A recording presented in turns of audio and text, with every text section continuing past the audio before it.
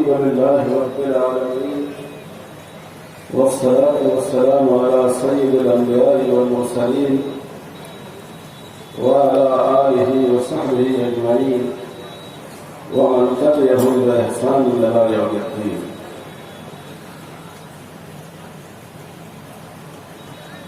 اس اجلاس کے داعیے محترم حضرت مولانا محمد زبیر صاحب دامت برکاتہ، استاذ الاساتذہ اور اپنے عہد کے بڑے فقیہ اور صاحب نظر عالم دین، اس اجلاس کے دوسرے داعی حضرت مولانا اظہار الحق صاحب دامت برکاتہ، حضرات علماء کرام، محترم بزرگوں، دوستوں اور دینی بھائیوں، اس وقت اس ملک میں ہم جن حالات سے گزر رہے ہیں، اس پس منظر میں میں دو باتیں آپ سے عرض کرنا چاہتا ہوں. دو باتیں اس وقت ہمارے لیے بے حد ضروری ہیں. اپنے دین پر ثابت قدمی اور برادران وطن کے ساتھ بہتر تعلقات. میرے بھائیوں اور بزرگوں، قرآن مجید میں انبیاء کے بہت سے واقعات ذکر کیے گئے ہیں. ان میں ایک واقعہ بہت عجیب ہے، اور وہ واقعہ یہ ہے کہ سیدنا حضرت یعقوب علیہ السلام جو خود اللہ کے پیغمبر ہیں، جن کے والد حضرت اسحاق علیہ السلام اللہ کے پیغمبر، جن کے چچا حضرت اسماعیل علیہ السلام اللہ کے پیغمبر، جن کی مبارک نسل سے ہمارے آقا اور مولا جناب محمد رسول اللہ صلی اللہ علیہ وسلم پیدا ہوئے. ان کے دادا حضرت ابراہیم علیہ السلام نہ صرف اللہ کے نبی ہیں، بلکہ آپ کے بعد جتنے پیغمبر آئے آپ کی نسل سے پیدا ہوئے.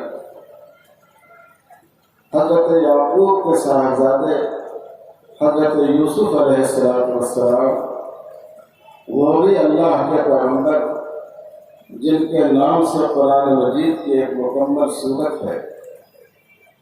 اور تورات کے بیان کے مطابق حضرت یعقوب کے ایک اور صاحبزادے یہودا بھی اللہ کے نبی ہیں. سوچئے، پورا خاندان اللہ کے نبیوں اور پیغمبروں کا. خود پیغمبر ہیں، والد اور چچا پیغمبر ہیں، دادا پیغمبر ہیں، صاحبزادے پیغمبر ہیں. لیکن قرآن مجید نے ان کی وفات کا نقشہ کھینچا ہے کہ حضرت یعقوب علیہ السلام بستر مرگ پر لیٹے ہوئے ہیں، اور جب خاندان کے بزرگ کا آخری وقت آتا ہے تو اولاد اور گھر کے لوگ چاروں طرف سے گھیر لیتے ہیں. تو حضرت یعقوب کے صاحبزادوں نے آپ کو گھیر رکھا ہے. اس وقت حضرت یعقوب نے ان سے سوال کیا، اے میرے بیٹو، ما تعبدون من بعدی، میرے بعد تم لوگ کس کی عبادت کرو گے؟ میرے بعد تم لوگ توحید پر قائم رہو گے یا کہیں شرک پر میں مبتلا تو نہیں ہو جاؤ گے؟ میرے بعد تمہاری پیشانی ایک اللہ کے سامنے جھکے گی یا بہت سے فرضی دیویوں دیوتاؤں کے سامنے جھکنے لگے گی؟ سوچئے یہ سوال کتنا حیرت انگیز ہے. جب خاندان پورا اللہ کے پیغمبروں پر مشتمل ہو، اس خاندان میں توحید کا کتنا یقین ہوگا، اللہ کا کتنا یقین ہوگا، کتنا تقویٰ ہوگا، کتنی اللہ کی خشیت ہوگی، کتنا اللہ کا ذکر ہوگا، کتنی دین کی معرفت ہوگی. لیکن حضرت یعقوب علیہ السلام کو یہ بات برقرار کی ہوئی ہے کہ میرے بعد میری اولاد عقیدہ توحید پر، اللہ کی عبادت پر، دین اسلام سے تعلق پر قائم رہے گی یا نہیں رہے گی۔ جب حضرت یعقوب کے صاحبزادوں نے ان کو اطمینان دلایا کہ ہم ایک خدا کی عبادت کریں گے، جس خدا کی آپ نے عبادت کی ہے، جس خدا کی حضرت اسماعیل اور اسحاق نے عبادت کی ہے، جس خدا کی عبادت کی دعوت ہمارے دادا حضرت ابراہیم نے دی ہے، ہم اسی ایک خدا کی عبادت پر قائم رہیں گے۔ تب حضرت یعقوب علیہ السلام کو اطمینان ہوا اور اطمینان کی حالت میں وہ اس دنیا سے رخصت ہوئے۔ میرے بھائیوں اور بزرگوں، سوچنے کی بات ہے کہ حضرت یعقوب کو کس بات میں برقرار رکھا۔ اتنا دیندار خاندان، اتنا متدین خاندان، نبوت کا حامل خاندان، اس بات میں ان کو تڑپا رکھا تھا۔ حضرت یعقوب علیہ السلام کی وفات مصر میں ہوئی تھی۔ مصر میں اگرچہ حضرت یوسف علیہ السلام کی حکومت بھی ہوئی، ان کا اقتدار بھی قائم ہوا، لیکن اس ملک میں ہمیشہ اہل ایمان ایک چھوٹی سی اقلیت کی شکل میں رہے، ایک چھوٹی سی مائنورٹی کے حیثیت سے انہوں نے زندگی گزاری۔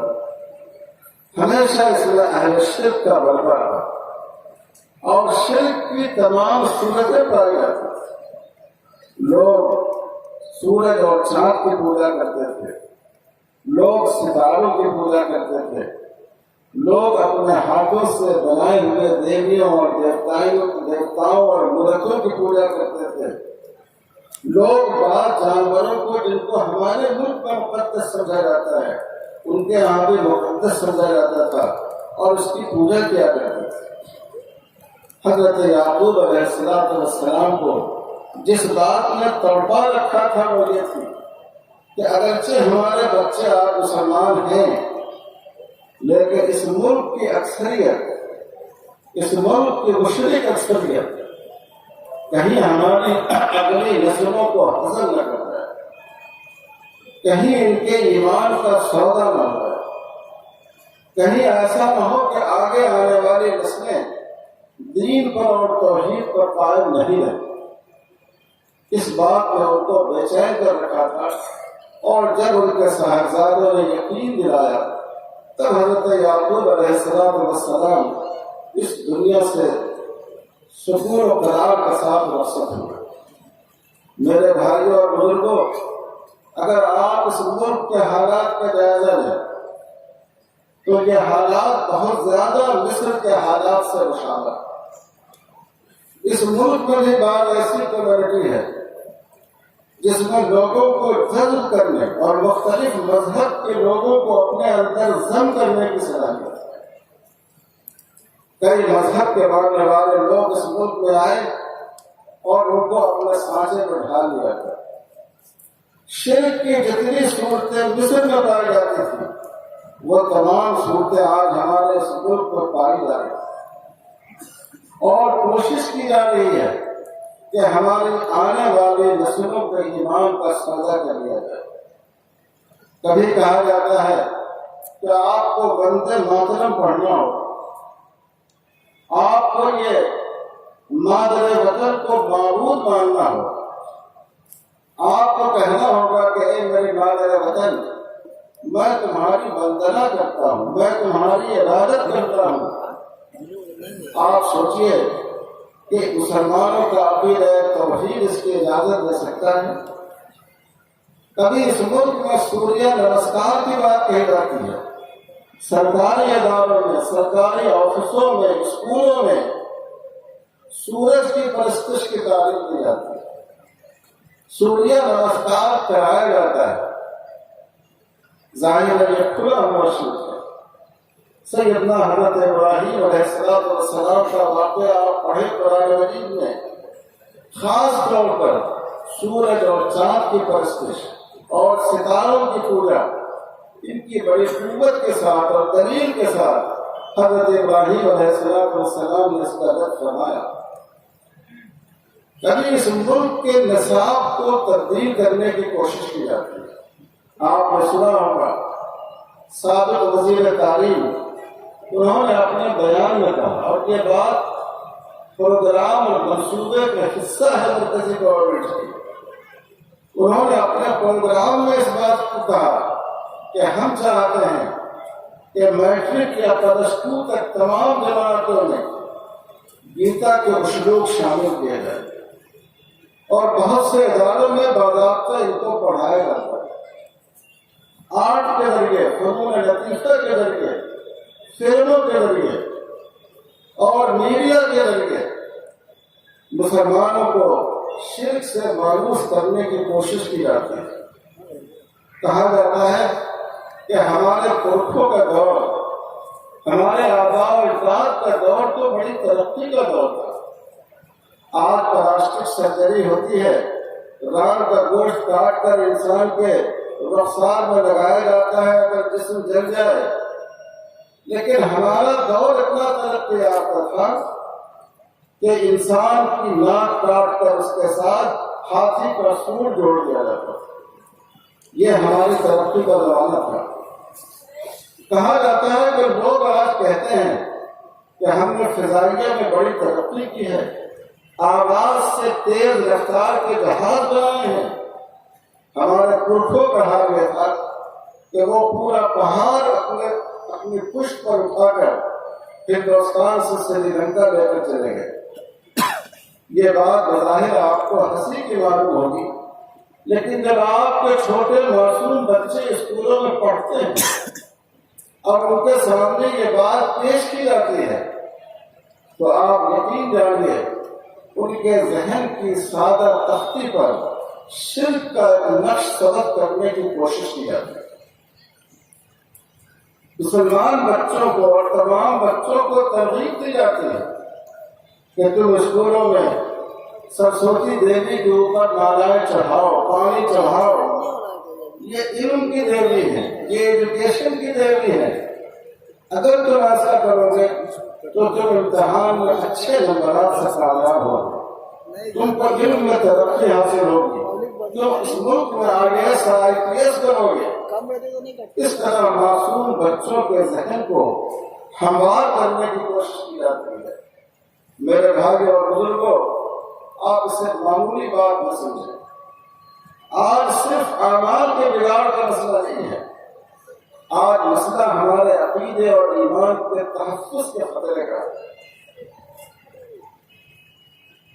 1857 میں جب اس ملک میں برٹش آئے اور انہوں نے صرف اقتدار ہی قائم نہیں کیا، انہوں نے اس ملک میں لوگوں کا مذہب تبدیل کرنا چاہا. برطانیہ کے وزیر اعظم نے وہاں کے دارالعوام میں تقریر کرتے ہوئے کہا کہ ہمارے پادری، ہمارے مذہبی پیشوا ہندوستان میں اتنی محنت کر رہے ہیں، اتنی جدوجہد کر رہے ہیں کہ ہمیں یقین ہے کہ جیسے زمانے میں یورپ پورا کا پورا مذہب عیسائیت میں داخل ہو گیا تھا، یہ ملک ہندوستان، یہاں کے ہندو اور مسلمان دونوں پورے کے پورے عیسائی ہو جائیں. سیرت مولانا محمد علی منگیری رحمۃ اللہ علیہ نے لکھا ہے کہ ایک ایک شہر اور ایک ایک قصبے میں 500 عیسائی مبلغین اور منابر کی جماعت اترتی تھی. شبلی تحریک شروع ہوئی، مسلمانوں کو ہندو مذہب کی طرف لانے کی کوشش کی گئی. پنجاب سے ایک مرد قذاب کو کھڑا کیا گیا کہ وہ رسول اللہ صلی اللہ علیہ وسلم کے مقابلے میں نبوت کا دعویٰ کرے.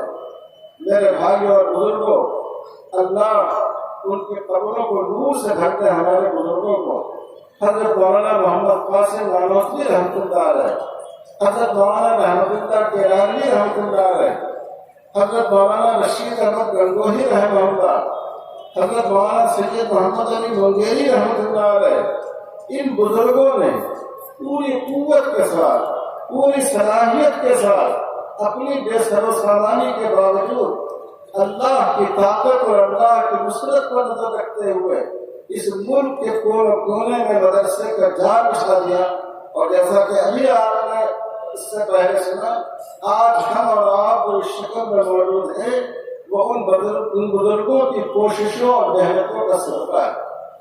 میرے بھائیوں اور بزرگوں، پھر ایک ماحول اس ملک میں 1947-48 میں پیدا ہوا جب یہاں ارتداد کے فتنے کے پھوٹنے کا اندیشہ ہوا۔ دہلی اور پنجاب کے علاقے میں کہیں جبرن اور کہیں جہالت کی وجہ سے مسلمانوں کی بڑی تعداد مرتد ہو گئی۔ اس وقت اللہ تعالیٰ نے داعی اسلام حضرت مولانا محمد الیاس صاحب رحمۃ اللہ علیہ کو کھڑا کیا۔ انہوں نے پوری کوشش کے ساتھ اس صورتحال میں حضرت مولانا ابوالمحاسن محمد سجاد صاحب رحمۃ اللہ علیہ نے اسی چمپارن کے علاقے میں فتنہ ارتداد کا پوری قوت کے ساتھ مقابلہ کیا، اور ایسا لگتا تھا کہ پتہ نہیں اس پورا کا پورا ملک ارتداد کے راستے پر چلا جائے گا، لیکن اللہ کی مدد سے اور ان بزرگوں کی کوششوں سے اور ان کے نعرہ نیم شبی کی برکت سے اللہ نے ہم کو اور آپ کو دین پر قائم رکھا ہے۔ میرے بھائی اور بزرگوں، اب پھر ہم انہی حالات سے بچا۔ آج ہمیں اپنی نسلوں کے ایمان کی فکر کرنی ہے، اور اس میں دو باتیں بہت بنیادی اور ضروری ہیں۔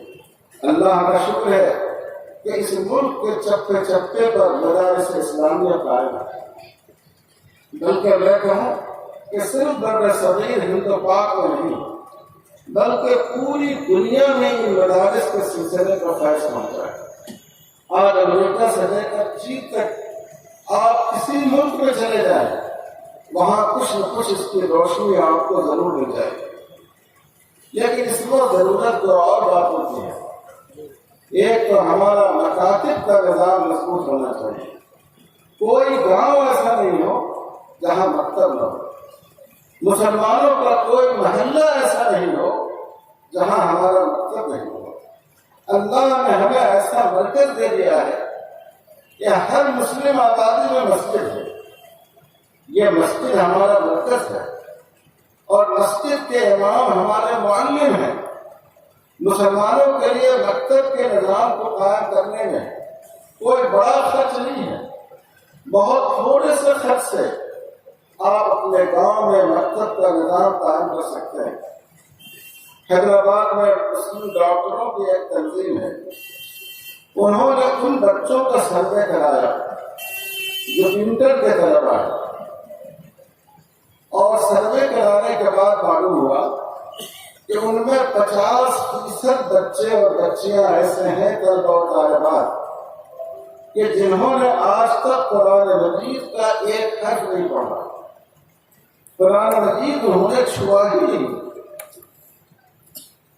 اور جب انہوں نے تمام طلبا کا اور طالبات کا جائزہ لیا تو مسلم مینجمنٹ کے اداروں میں، مسلم انتظامیہ کے تحت چلنے والے عصری تعلیمی اداروں میں ہے، تو معلوم ہوا کہ اس میں 5% بچے ہی ایسے ہیں کہ جنہوں نے مکمل قرآن مجید کا نازلہ پڑھا، اور تجوید کے ساتھ پڑھنے والے کو پتہ نہیں ہے 2% ہو یا نہیں۔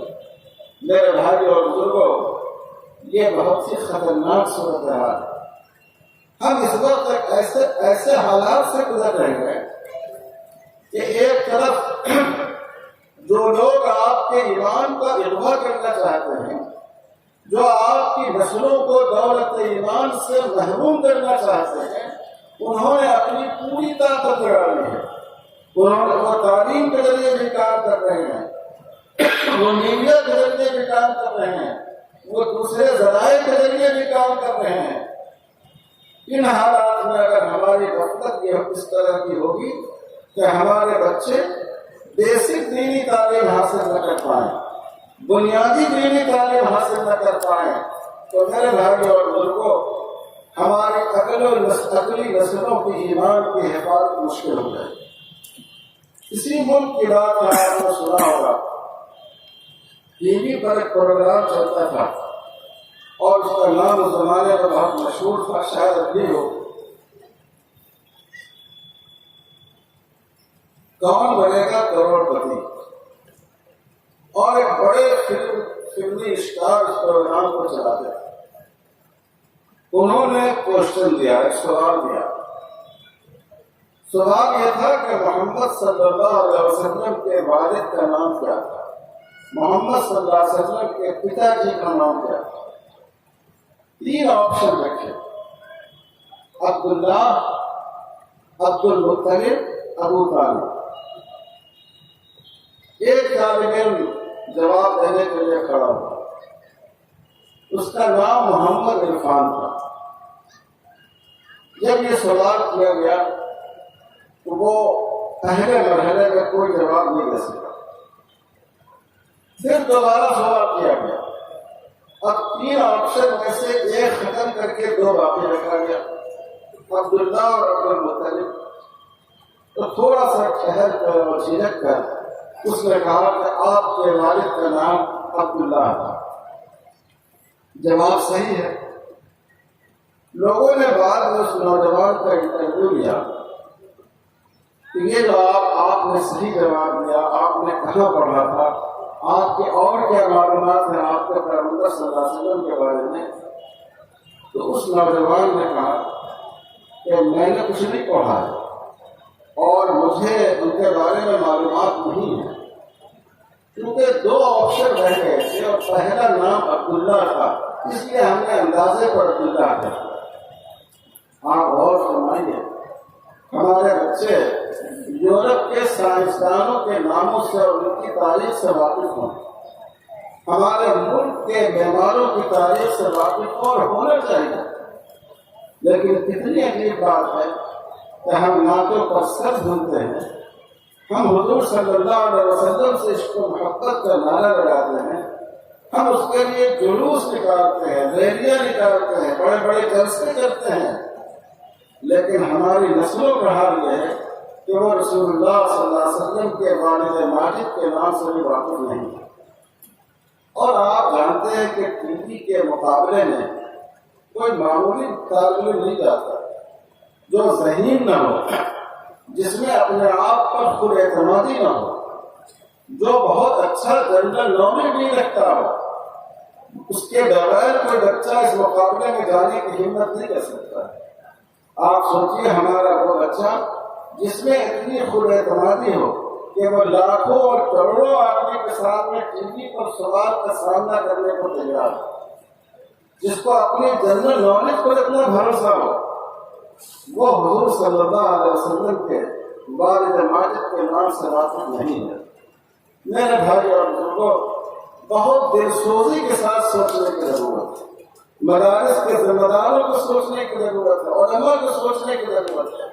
مدارس اللہ کا شکر ہے کہ اب بہت قائم ہو گئے، اب اس وقت امت کی ضرورت کے لیے یہ مدرسے کافی ہیں، لیکن ہمیں مکاتب کے نظام پر دین کی بنیادی تعلیم سے ہمارا کوئی بچہ بے راہ نہ جائے، ہمیں اس پر توجہ کرنے کی ضرورت ہے۔ دوسرا ضروری کام، بہت ضروری کام ہمارے بزرگوں یہ ہے کہ ہم اسلامی اسکولوں کے قائم کرنے پر توجہ۔ آپ کو معلوم ہے حکومت کی 2010 کی رپورٹ کے مطابق لوگ سچر کمیٹی کی رپورٹ کو لیے پھرتے ہیں کہ 4% مسلمان بچے مدرسوں میں پڑھتے ہیں۔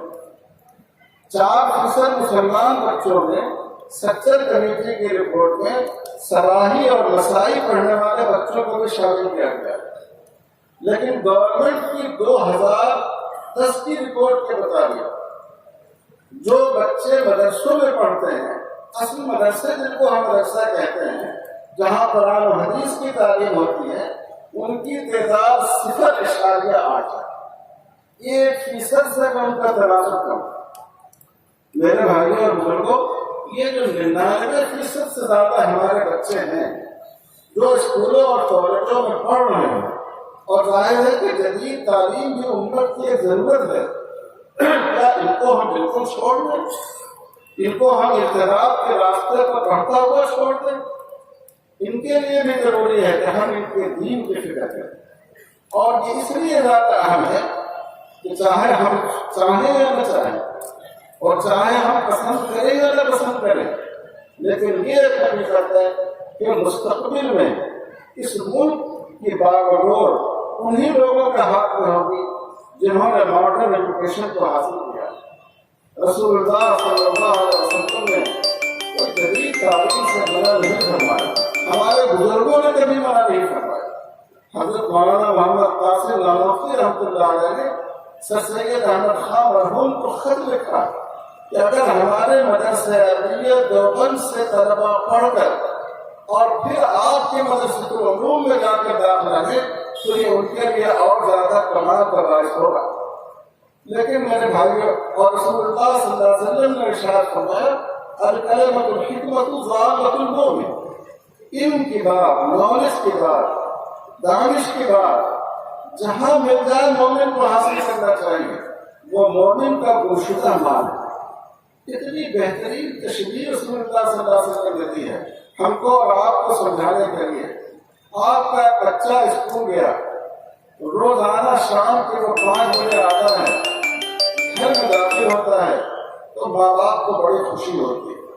ماں باپ کے دل میں اتنا پیار ہوتا ہے کہ بچے کو جب بھی وہ دیکھے اس کے محبت کے جذبات انگڑائی لینے لگتے ہیں۔ لیکن ایک دن ایسا ہوا کہ آپ کا بچہ 5 بجے نہیں آیا، 6 بج گئے۔ آپ نے سوچا کہ اب آتا ہوگا، 7 بج گئے، 8 بج گئے، رات گزر گئی، نہیں آیا۔ اگلے دن تلاش شروع ہوئی، بچہ نہیں ملا۔ آپ سوچیے کل کی کیا کیفیت ہو، ماں کی آنکھیں بے خواب ہو جائیں گی، باپ کی کروٹیں بے سکون ہو جائیں گی۔ ہفتہ گزرا، مہینہ گزرا، کئی مہینے گزر گئے۔ اب ایک دن دیکھا کہ وہ لڑکا دروازے سے داخل ہو کر گھر میں آیا۔ سوچیے کتنی خوشی ہوگی، ماں کیسے اس کو اپنے سینے سے لگائے گی، باپ کیسے اس کو اپنے گلے سے لگائے گا، بھائی بہنیں کیسا اس سے پیار کریں گے۔ وہ دن اس گھر کے لیے سب سے بڑی عید کا دن ہو جائے گا۔ کیوں؟ گمشدہ بھائی ہمارا آ گیا، ہمارا گمشدہ بیٹا آ گیا ہے۔ تو جو چیز گم ہو جاتی ہے اور جب آدمی کو وہ چیز ملتی ہے تو آدمی بڑے چاہ کے ساتھ، بڑی خواہش کے ساتھ، بڑے شوق اور بڑے پیار کے ساتھ اس کو حاصل کرنے کی کوشش کرتا ہے۔ رسول اللہ صلی اللہ علیہ وسلم نے اسی لیے سامانہ راستہ استعمال فرمایا۔ آپ نے فرمایا اگر کہیں علم کی کوئی بات مل جائے، نالج کی کوئی بات مل جائے، نفع پہنچانے والی کوئی جانکاری مل جائے تو مومن کا مزاج یہ ہونا چاہیے کہ جیسے وہ کسی گمشدہ شخص یا گمشدہ چیز کو شوق کے ساتھ حاصل کرتا ہے، ایسے ہی شوق اور محبت کے ساتھ اس کو حاصل کرنے کی کوشش کرے۔ اس لیے جدید علوم، ماڈرن ایجوکیشن اگر وہ انسانوں کے لیے مفید علم ہو، اس میں کوئی مذاقہ نہیں ہے، لیکن اپنے ایمان کو باقی رکھتے ہیں، اپنے دین کو باقی رکھتے ہیں۔ اس لیے میرے بھائی اور بزرگوں، ملک کے جو حالات بدل رہے ہیں، اس وقت نظام تعلیم کو جس طرح زعفرانی رنگ میں بننے کی کوشش کی جا رہی ہے، جیسے خاص سوچ پیدا کرنے کی کوشش کی جا رہی ہے، اس بات کی بہت بڑی ضرورت ہے۔ علماء کو بھی اس طرف توجہ کرنا چاہیے، اور ملت کے جو سمجھدار لوگ ہیں ان کو بھی اس کی طرف توجہ کرنی چاہیے کہ آپ اسلامی اسکول قائم کریں، آپ ایسے اسکول قائم کریں کہ جو تعلیم کے اعتبار سے نشر اسکولوں کی برابری کرتا ہو، تعلیم کے معیار کے اعتبار سے، لیکن اس کا ماحول اسلامی ہو، اس کا یونیفارم اسلامی ہو، اس میں ان کو سیرت پڑھائی جائے، قرآن پڑھایا جائے، شرعی مسائل پڑھائے جائے، عقیدہ توحید پر ان کے ایمان کو راسخ کیا جائے۔ اگر ہمیں اپنے اگلے نسلوں کے ایمان کو بچانا ہے تو یہ 2 باتیں اس وقت کے حالات میں بہت ضروری ہیں۔ مکاتب کے نظام کو ہم محلے قائم کریں اور مسلمان زیادہ سے زیادہ اپنے زیر انتظام بیسک اسلامی تعلیمات کے ساتھ اسکول قائم کریں۔ اس طرح جو بہت سے پروپیگنڈے کیے جا رہے ہیں، بہت سے غلط فہمیاں پیدا کی جا رہی ہیں قانون شریعت کے بارے میں، مسلمانوں کی تاریخ کے بارے میں، رسول اللہ صلی اللہ علیہ وسلم کی سیرت مبارکہ کے بارے میں، آپ کے بچے ان غلط فہمیوں سے دور رہ سکیں گے اور وہ اپنے آپ کو احساس کمتری سے بچا سکیں گے۔ دوسری بات بزرگوں جو اس وقت بہت اہم ہے وہ یہ ہے کہ ہمارے بزرگوں نے اس ملک میں 1947-48 میں خوب سوچ سمجھ کر یہ فیصلہ کیا کہ ہمیں اس ملک میں رہنا ہے، ہمیں اس ملک میں اپنی پہچان کے ساتھ رہنا ہے، اپنی نمازوں کے ساتھ، اپنی عبادت گاہوں کے ساتھ، اپنے شرعی قوانین کے ساتھ، اپنی سنتوں کے ساتھ، اپنے شاعر اور اپنی شرائط کے ساتھ۔ یہ ہمارے بزرگوں کا فیصلہ تھا۔ اس فیصلے کے لیے انہوں نے جو ہمارے برادران وطن تھے ان سے اپنے تعلقات کو بہتر بنایا، آزادی کی لڑائی میں برابر کی شرکت کی، بلکہ اس لڑائی کی قیادت کی، جیل گئے، تکلیفیں اٹھائیں، مشقتوں سے گزرے۔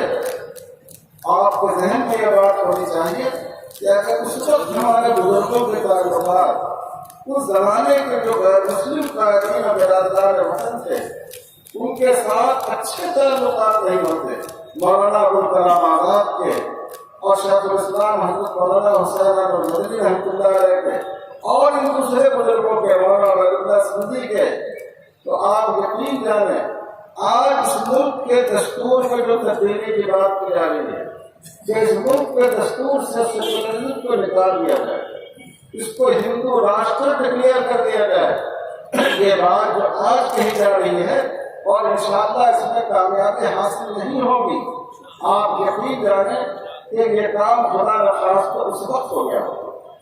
ہمارے بزرگوں نے بڑی حکمت عملی سے کام لے کر، فراست سے کام لے کر اپنے برادرانہ تعلقات کو فروغ دے کر اس وقت جن لوگوں کے ہاتھ میں اس ملک کی قیادت تھی تقسیم ہند کے بعد ان کا یہ ذہن بنایا اور ان کو اس بات پر مجبور کیا کہ یہ اس ملک کا قانون ایسا دستور ہونا چاہیے جس میں تمام مذہب کے لوگوں کو اپنے اپنے مذہب کے مطابق عمل کرنے کی گنجائش۔ اور پھر ہمارے بزرگوں نے دستور میں دفعہ 25 رکھوائی کہ ملک میں رہنے والے ہر شخص کو اپنے مذہب کے مطابق عقیدے کی، اپنے مذہب کے مطابق عمل کی اور اپنے مذہب کی تبلیغ کی اجازت ہوگی۔ ہمارے بزرگوں نے اس ملک کے دستور میں دفعہ 30 رکھوائی کہ ملک کے ہر شہری کو اپنے مذہب کے مطابق اپنی کمیونٹی کے لیے ادارے قائم کرنے کی اور تعلیمی نظام قائم کرنے کی اجازت ہوگی، اس پر کوئی دوسرا تعلیمی نظام مسلط نہیں کیا جا سکے گا۔ اس ملک کے دستور میں یہ دفعہ رکھوائی گئی کہ جو قوانین اور جو اس دستور سے متصادم نہیں ہیں ان کا وہ قوانین جو کہ تو باقی رہیں گے، اس دستور کی وجہ سے ان کی ترسیخ نہیں ہوگی۔ اور اس کا فائدہ یہ ہوا کہ 1937 میں جو شریعت اپلیکیشن ایکٹ بنا جس میں یہ بات مانی گئی کہ کسی معاملے کے دونوں فریق اگر مسلمان ہوں تو نکاح میں، طلاق میں، خاندانی زندگی کے قوانین میں ان پر قانون شریعت کا اطلاق ہوگا، ان پر رسم و رواج کا یا ملک کے کسی اور قانون کا اطلاق نہیں ہوگا۔ یہ تمام قوانین ہمارے محفوظ رہے۔ یہ برادران وطن سے اچھے تعلقات تھا اور ان کی ایمانی فراست کا نتیجہ تھا۔ میرے بھائیوں اور بزرگوں، اس وقت ہمارے اس ملک میں نفرت کی آگ چنگاری جا رہی ہے۔ یہ پہلے چنگاری تھی اور چنگاری سے آتش بنی اور اب یہ نفرت آتش فشاں بنی۔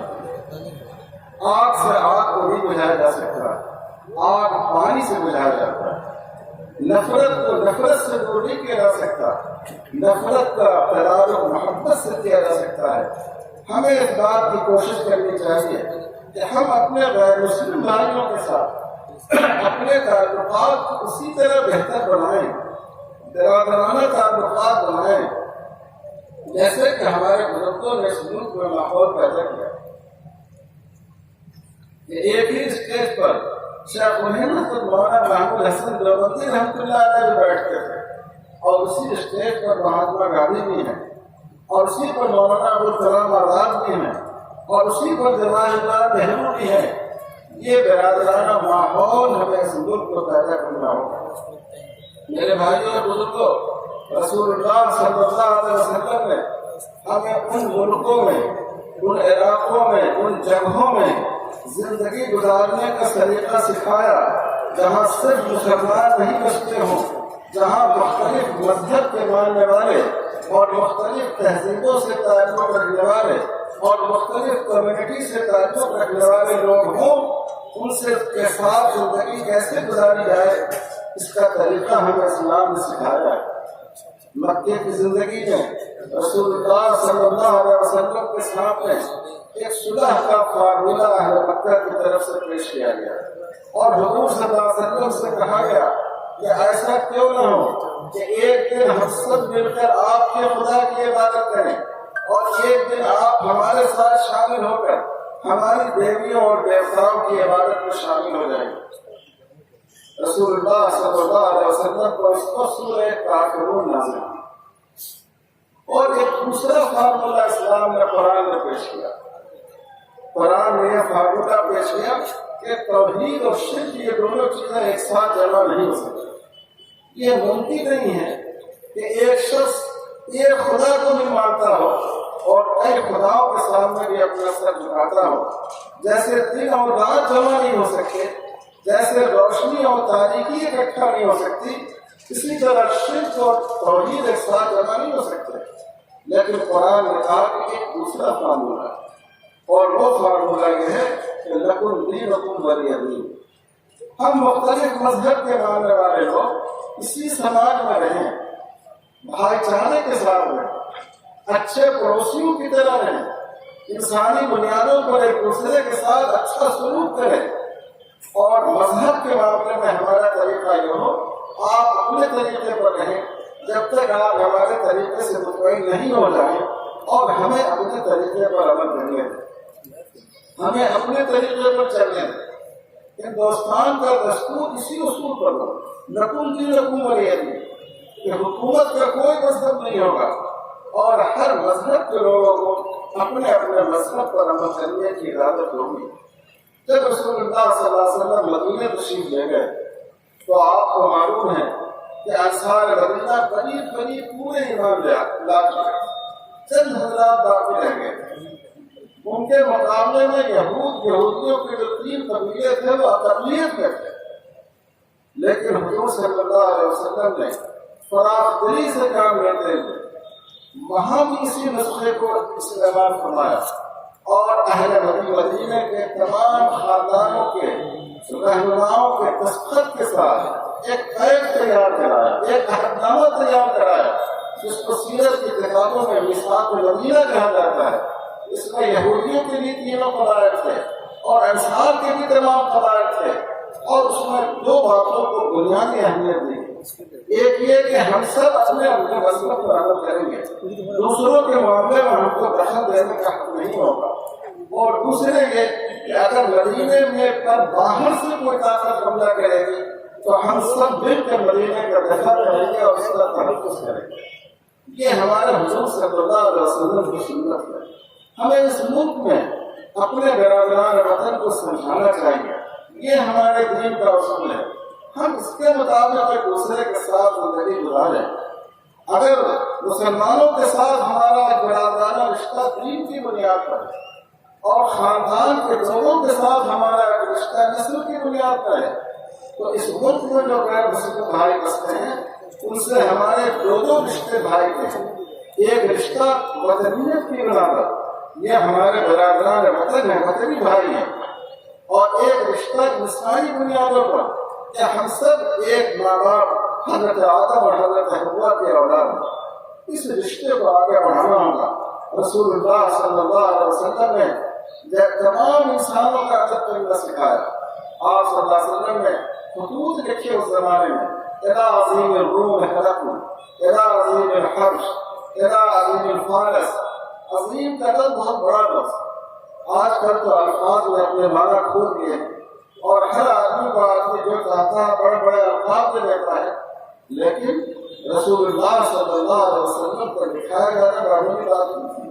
جب آپ نے روم کے بادشاہ کو خط دکھایا تو بعض صحابہ کے دل میں یہ بات آئی کہ ایک کافر اور مشرک کے لیے آپ نے عظیم کا لفظ استعمال کیا، اتنا مجلد آپ نے استعمال فرمایا۔ رسول اللہ صلی اللہ علیہ وسلم نے فرمایا ان کے لوگ ان کو یہی کہتے ہیں، یعنی آپ نے ان کی عزت نفس کا، ان کے مقام کا خیال رکھا۔ جو ہمارے غیر مسلم بھائی ہوں ان کے مقام کا، ان میں جو باعزت لوگ ہیں ان کے خصوصی مقام کا لحاظ رکھنا چاہیے۔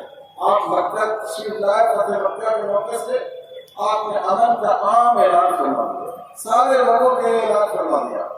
حضرت ابو سفیان رضی اللہ تعالیٰ عنہ اس وقت تک مسلمان نہیں ہوئے۔ حضرت عباس نے حضور صلی اللہ علیہ وسلم سے عرض کیا، یا رسول اللہ ان فی نفس ابی سفیان شیء، ابو سفیان کے دل میں کچھ اپنی بڑائی کا احساس ہے، میں قبیلے کا سردار ہوں، میں اس قوم کا قائد ہوں، میرے لیے کچھ خصوصیت ہونی چاہیے۔ تو حضور صلی اللہ علیہ وسلم نے اعلان کر فرمایا من دخل دارہ فہو آمن، جو اپنے گھر میں داخل ہو جائے وہ معلوم ہے، یہ کافی تھا۔ لیکن حضور نے مزید فرمایا من دخل دار ابی سفیان فہو آمن، جو ابو سفیان کے گھر میں داخل ہو وہ بھی معلوم ہے۔ یعنی آپ نے ان کو عزت دی، آپ نے ان کے مقام کا خیال فرمایا۔ تو عزت اور احترام، بڑوں کا احترام، بڑوں کا خیال، اس کی ہمارے دین میں تعلیم دی ہے۔ آپ ٹرین سے جا رہے ہیں، کوئی بڑا بزرگ، بہت سے نوجوان یہاں بیٹھے ہیں، آپ بس میں ہیں، آپ ٹرین میں ہیں، آپ کو سیٹ مل گئی ہے، آپ کا ایک غیر مسلم بزرگ کھڑا ہوا، اس کو سیٹ نہیں ملی۔ آپ کا کردار یہ ہونا چاہیے کہ آپ کھڑے ہوں، کہیں چچا آپ بیٹھ جائیں، میں کھڑے ہو کر جا سکتا ہوں، آپ میرے لیے قابل احترام۔ اور جب چچا آپ کا شکریہ ادا کرے تو آپ کہیں کہ چچا اس میں میری کوئی خوبی نہیں ہے، میرے دھرم میں، میرے مذہب میں، میرے پیغمبر صلی اللہ علیہ وسلم نے ہمیں تعلیم دی ہے اپنے بڑوں کی توقیر کی، اس لیے ہم آپ کا احترام کریں۔ اگر کوئی بزرگ جا رہے ہیں، آپ کے غیر مسلم پڑوسی ہوں، ان کا سامان وزنی ہو، ہاتھ چھپا جاتا ہو، آپ آگے بڑھ کر سامان تھام لیں کہ چچا آپ کا سامان ہم آپ کے گھر تک پہنچا دیں، سوچیے اس کو کتنی خوشی ہوگی۔ اور جب وہ آپ کا شکریہ ادا کرے تو آپ کہیں کہ اس میں میری کوئی خوبی نہیں ہے۔ ہمارے نبی صلی اللہ علیہ وسلم کی سنت یہ بیان کی گئی، انک تحمل الکلہ، آپ لوگوں کے بوجھ کو اٹھاتے ہیں، بوجھ اٹھانا تو ہمارے پیغمبر کی سنت ہے، اس لیے ہم نے آپ کا بوجھ اٹھایا ہے۔ تو یقین جانیے اس کے دل میں آپ کی محبت بھی پیدا ہوگی، کم سے کم نفرت کم ہوگی، اور یہ ایک خاموش دعوت آپ کی طرف سے ہو جائے۔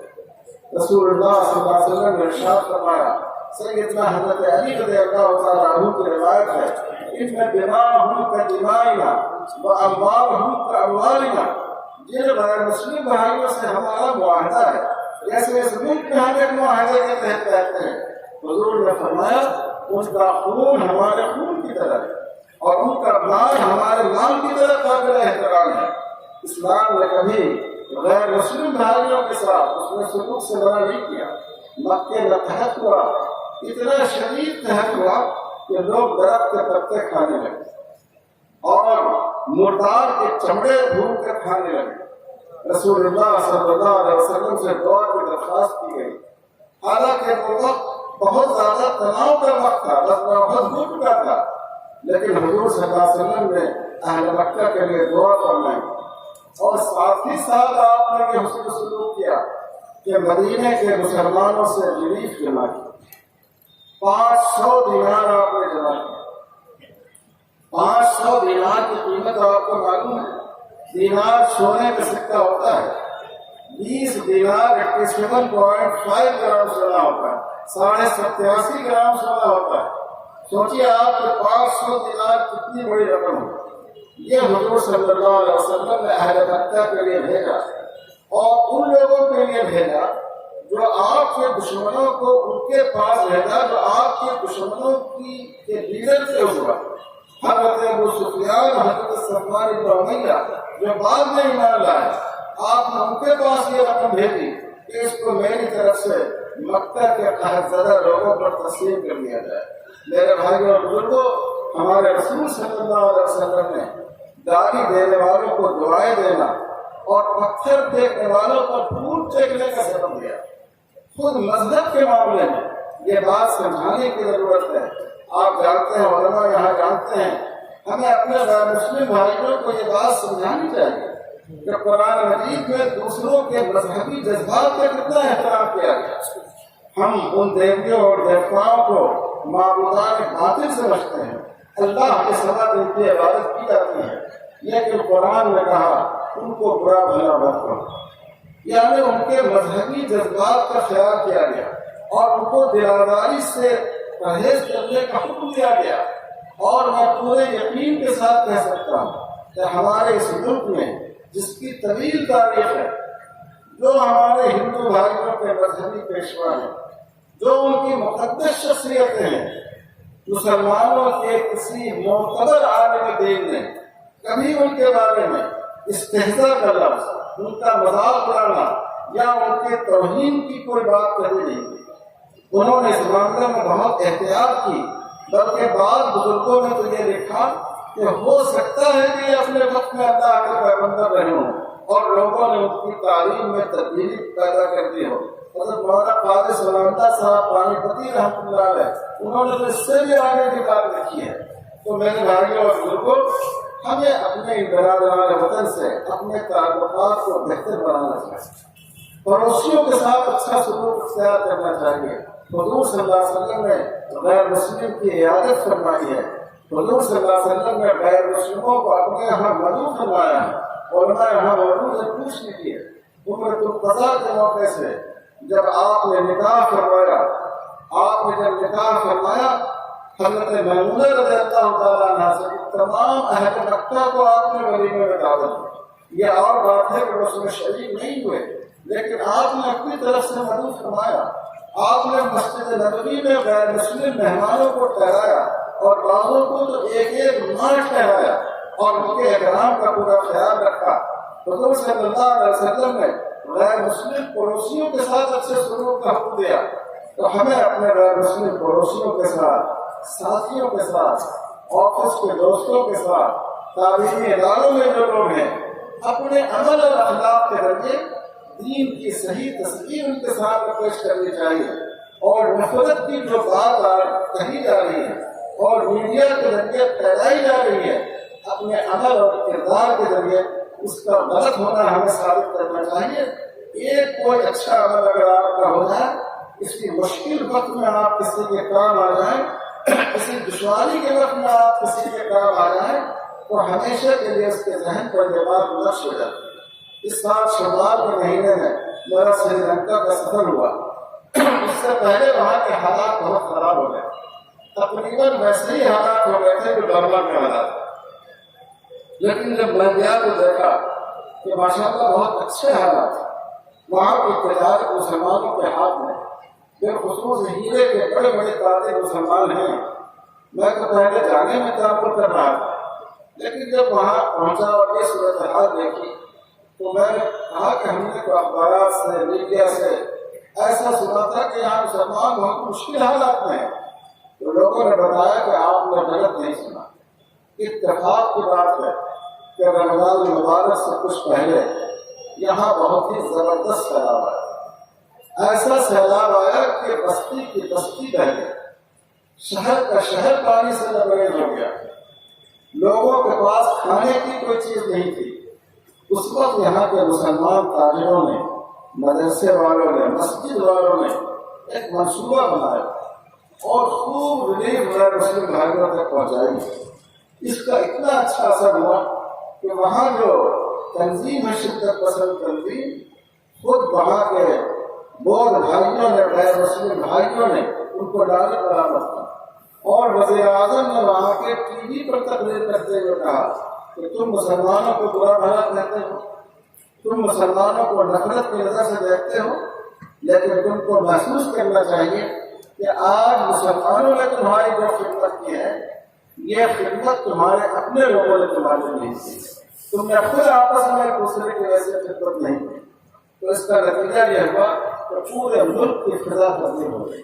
میرے بھائی اور بزرگوں، یہ بھی چھوٹی سطح سے، محلے کی سطح سے کوئی بیمار ہو تو جا کر عیادت کیجیے، 2 پیسے سے اس کی مدد کیجیے، کسی کے یہاں شادی ہو تو جا کر مبارکباد دیجیے، کسی کا اگر انتقال ہو گیا تو جا کر پرسہ دیجیے، فقہ نے لکھا ہے، فتاوی الانجیلی میں موجود ہے، پرسے کے الفاظ میں موجود ہے کہ کس طرح پرسہ دیا جائے۔ آپ یہاں کی اچھی تقریب ہو ان کو دعوت دیجیے، کسی کی برکت جس مدد کی ضرورت ہو سکتی ہے اس میں کام آ جائیے، ہاسپٹلوں میں چلے جائیے، لوگوں میں سیب تقسیم کر دیجیے، چائے بسکٹ تقسیم کر دیجیے، اور جب لوگ شکریہ ادا کریں تو ایک ہی بات کہیے کہ ہمارے آقا صلی اللہ علیہ وسلم کی تعلیم ہے کہ مریضوں کی عادت کرو اور غریبوں کی مدد کرو۔ اس محبت کے پیغام کے ذریعے ہم ان لوگوں کا مقابلہ کر سکتے ہیں جو اس ملک کے غریب کوچوں میں نفرت کا پیغام پھیلا ہے۔ بس میرے بھائی اور بزرگوں، میں اپنی بات کو طول دینے سے بچتے ہوئے 3 باتیں میں نے آپ سے عرض کی۔ ہم زیادہ سے زیادہ مکاتب کا نظام قائم کریں۔ مدارس کی بھی ذمہ داری ہے کہ جس ضلع میں جو مدرسہ ہے وہ اس پورے ضلع کا احاطہ کرے، اور جس گاؤں میں بھی مسلم آبادی ہو وہاں مکتب کا انتظام کرے۔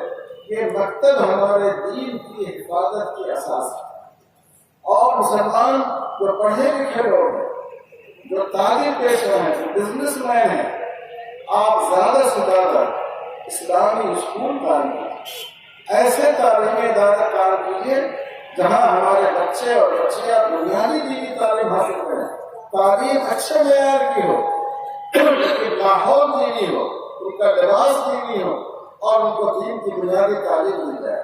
اور تیسرے، پوری کوشش ہمیں کرنی چاہیے کہ ہم اپنے غیر مسلم بھائیوں سے اپنے تعلقات کو استوار کریں، اپنے بہتر اخلاق کی تصویر ان کے سامنے پیش کریں۔ ربیع الاول میں اتنے جلسے لوگ کرتے ہیں، کبھی ہمیں اس کی توفیق نہیں ہوتی کہ اپنے بستی کے غیر مسلم بھائیوں کو ایک دن جمع کریں، ان کے کھانے کا انتظام کریں، اور اس سے کہیں کہ آج آپ کو ہم چاہتے ہیں کہ اپنے پیغمبر صلی اللہ علیہ وسلم کی زندگی کے بارے میں ہم آپ کو سنائیں، اور جو حضور کے اخلاق ہے وہ ان کو سکھایا جائے، سنایا جائے۔ یہ بھی حضور کی سنت ہے۔ جب آپ صلی اللہ علیہ وسلم کو حکم ہوا وَأَنذِرْ عَشِيرَتَكَ الْأَقْرَبِينَ، تو سیرت ابن ہشام بڑی اہم کتاب ہے سیرت کی، اس میں لکھا ہے کہ اس دعوت کا آغاز آپ نے کھانے کی دعوت سے کیا۔ آپ نے بنو ہاشم کے لوگ، بنو ہاشم اور بنو مطلب کے لوگوں کو جمع کیا، اور ان کے سامنے آپ نے اسلام کی دعوت پیش کی۔ تو کھانے کی دعوت کو دین کی دعوت کے لیے استعمال کرنا، یہ بھی حضور صلی اللہ علیہ وسلم کی سنت ہے۔ اگر ہم رمضان کے موقع سے، عید کے موقع سے، ربیع الاول کے مہینے میں اور کسی مناسبت سے اپنے برادران وطن کو جمع کریں، ان کا اعزاز کریں، یہ مہینہ ہمارے نبی صلی اللہ علیہ وسلم کی پیدائش کا مہینہ ہے، اس مہینے میں ہماری بستی میں جن لوگوں نے اچھا کام کیا ہوگا ہم ان کا اعزاز کریں گے، ہم ان کو مومنٹو دیں گے، اور اس طرح آپ لوگوں کو جمع کر کے ان کے سامنے حضور صلی اللہ علیہ وسلم کا تعارف کرائے۔ یہ ایک بہترین دعوت آپ کی طرف سے ہو، اور یہ انشاءاللہ نفرت کے اس سیلاب پر باندھ ہو کر کھڑی ہو جائے۔ اللہ تعالیٰ ہم سب لوگوں کو اس کی توفیق عطا فرمائے۔ یہ ادارہ ایک تاریخی ادارہ ہے۔ کچھ ادارے وہ ہوتے ہیں جو تاریخ کا حصہ ہوتے ہیں، کچھ ادارے وہ ہوتے ہیں جو تاریخ ساز ہوتے ہیں، جو تاریخ بناتے ہیں۔ عام طور پر کہا جاتا ہے کہ حضرت مولانا محمد قاسم نانوتوی رحمۃ اللہ علیہ نے دارالعلوم دیوبند قائم کیا، یہ دینی قائم کیا، لیکن دینی مدارس اس دور میں اور بھی لوگوں نے قائم کیا۔ حضرت نانوتوی رحمۃ اللہ علیہ کا امتیاز یہ تھا کہ انہوں نے قیام مدارس کو ایک تحریک بنا دیا، شہر شہر اور گاؤں گاؤں مدرسے قائم ہونے لگے۔ تو اگر کوئی مدرسہ ایسا ہو کہ اس کے بطن سے، اس کے پیٹ سے بہت سے مدارس نکلیں، اس کے فضلہ تعلیمی ادارے قائم کریں، تو وہ ادارہ تاریخ کا حصہ نہیں ہوتا ہے، وہ ادارہ تاریخ ساز ہوتا ہے۔ اور یہ جو ادارہ ہے جامعہ اشرف العلوم، یہ ایسے ہی اداروں میں ہے، یہ تاریخ ساز اداروں میں ہے۔ اس پورے علاقے میں، اور ابھی اس اجلاس کے موقع سے اندازہ ہوا کہ ملک کے چپے چپے اور کونے کونے میں ماشاءاللہ یہاں کے فضلہ موجود ہیں، اور اپنی اپنی جگہ امتیازی طور پر وہ دین کی خدمت انجام دے رہے ہیں۔ یہ جو اجلاس ہوا ہے اللہ تعالیٰ اس کو اس ادارے کی کوششوں کو اور فروغ کا ذریعہ بنائے اور ہر طرح کے شرور سے اس کی حفاظت فرمائے۔ میں بے حد مبارکباد پیش کرتا ہوں حضرت مولانا ہمارے مخدوم حضرت مولانا محمد زبیر صاحب دامت برکاتہم کو اللہ ان کا سایہ تاجر قائم رکھے ملت اسلامیہ پر، اور حضرت مولانا اظہار الحق صاحب دامت برکاتہم کو کہ جن کی ان حضرات کی کوششوں سے اس نے ایک نیا رخ اس کا پیدا ہوا ہے، ایک نئی ترقی اس کی شروع ہوئی ہے، اور جو ان کے ارکان شورا ہیں، ارکان منتظمہ ہیں، جو ان کے وفقا ہیں، یہ سب شکریہ کے مستحق ہیں، اور جن لوگوں نے پہلے کام کیا اور اس سفر کو اس منزل سواری کو اس منزل تک پہنچایا، وہ بھی ہمارے لیے قابل تشکر ہے۔ جب آدمی سفر میں چلتا ہے، سواری پر بیٹھتا ہے، تو کہیں سواری تیز چلتی ہے اور کہیں سواری آہستہ چلتی ہے اور کہیں دوڑتی ہے، لیکن منزل تک پہنچنے میں ان تمام مرحلوں کا حصہ ہوتا ہے۔